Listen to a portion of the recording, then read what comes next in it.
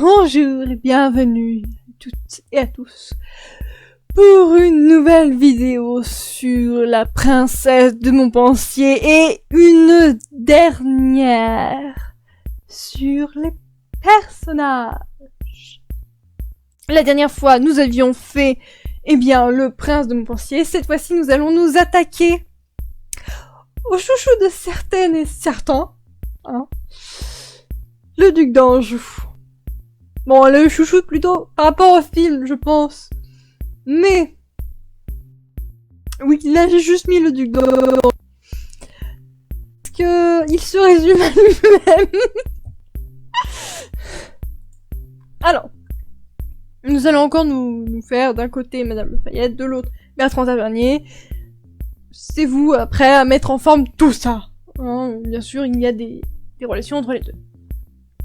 Alors, ce qu'il faut savoir, c'est que à l'époque de Madame de Lafayette, l'image du duc d'Anjou, donc du futur Henri III, a grandement été, pervertie. Je sais pas si c'est le bon mot, mais elle a été totalement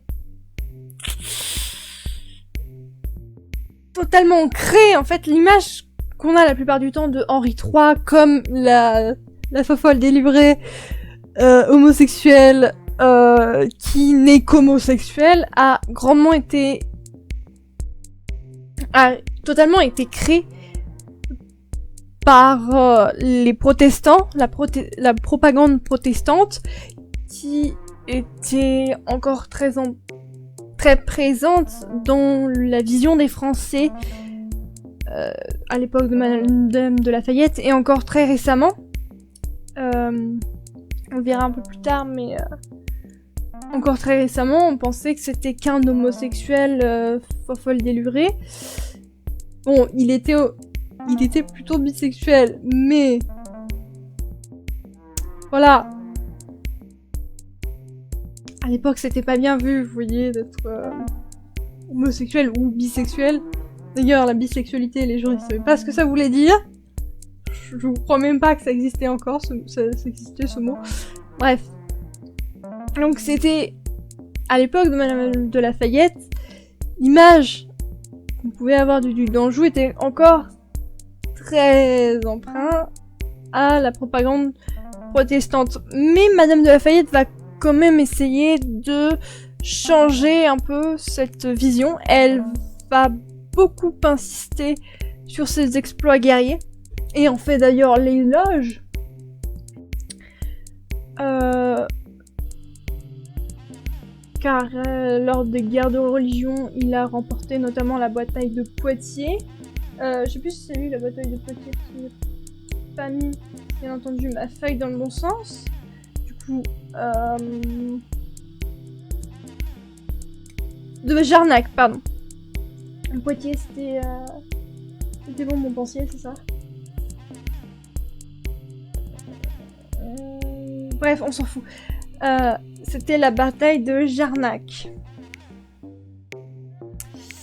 Mais toutefois, elle en fait quelqu'un de très fourbe. Par exemple, il va rapporter au roi, dans l'espoir de brouiller Marie de Guise et bien sûr l'entente du couple pour pouvoir avoir la princesse, bien entendu. C'est surtout parce qu'il est tombé sous le charme de la princesse qu'il fait preuve de sournoiserie, même si, à mon avis, même si elle le dit pas, Madame Lafayette, elle le pense pour tout. Oui.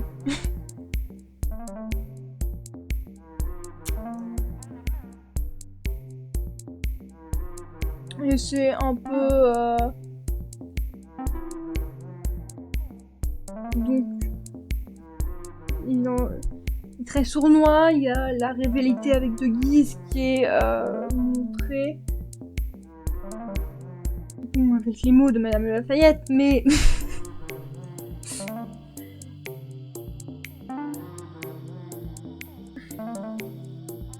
on peut voir il y a une belle rivalité entre les deux.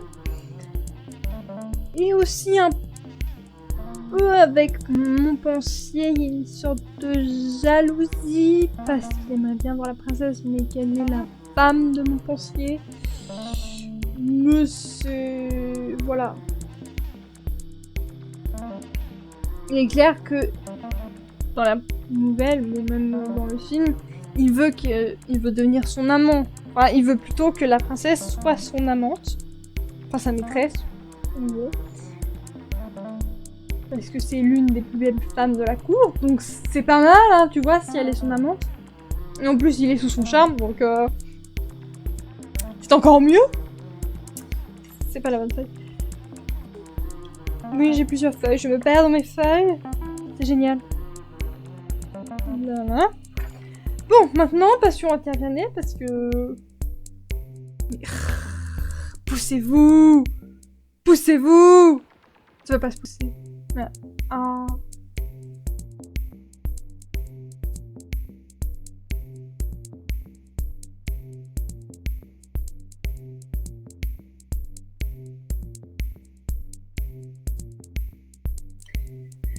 Alors, chez Tavernier, il y a tout comme pour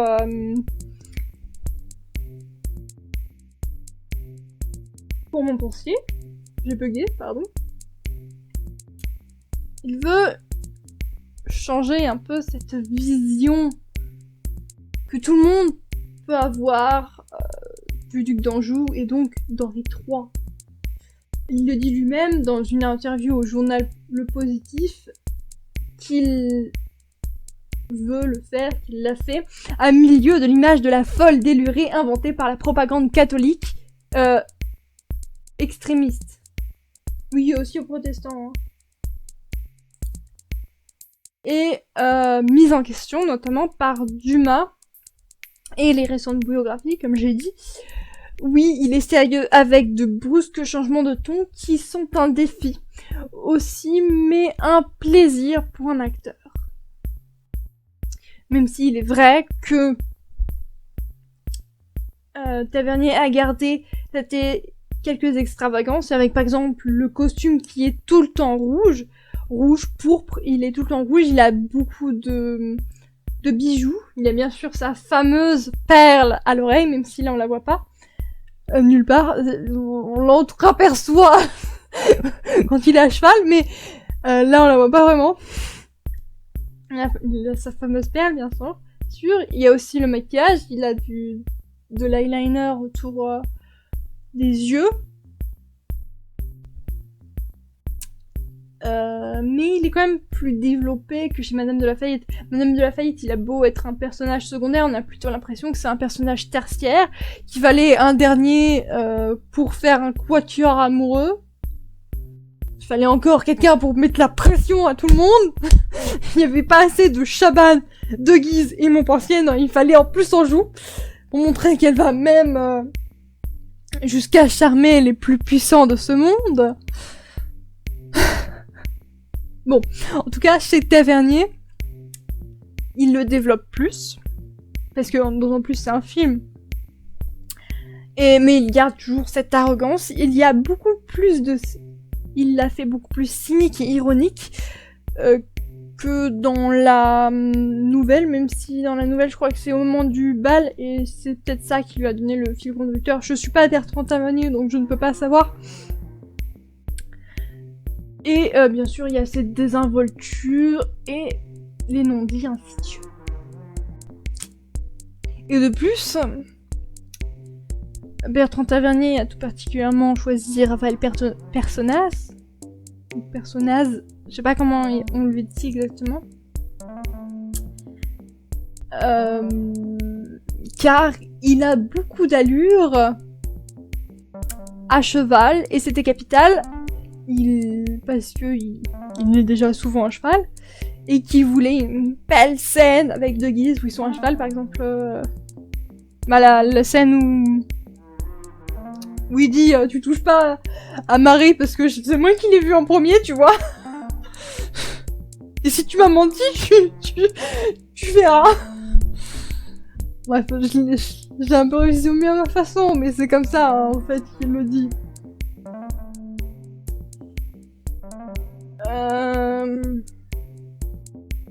Voilà. Et Sabo... dire... quelqu'un d'un peu sournois, hein. Et lui aussi, il a envie d'être avec Marie, donc il faut bien qu'il y arrive. Bon, avec la scène du bal, il est sûr qu'il ne l'aura jamais. Mais de toute façon, elle a été claire. Bref.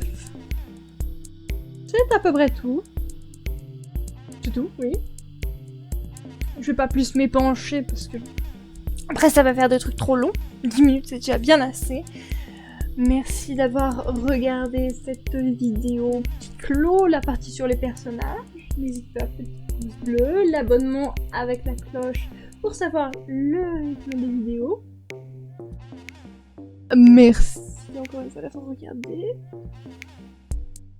Je vous dis à une prochaine fois si vous l'avez vu. Normalement, c'est sur la structure de la nouvelle. Je sais que sur un anime, je l'ai fait un peu plus tôt, je l'ai fait avant les personnages, mais là, je le fais après. Bon, c'est pas très grave, hein, comme ça, on connaît bien les personnages pour ensuite la structure, qui est quand même emprunt du cadre historique, mais on fera une autre vidéo, sans doute après.